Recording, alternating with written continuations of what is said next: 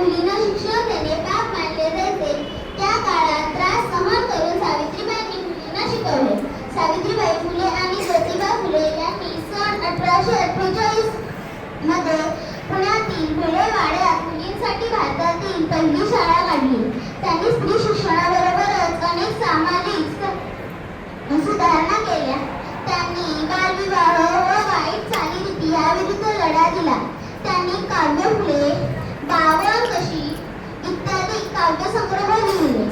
दुर्दैवाने क्रांतिज्योती सावित्रीबाई फुले यांनी 10 मार्च 1897 रोजी अखेरचा श्वास घेतला. त्यांचे कार्य आजही सर्वांना प्रेरणा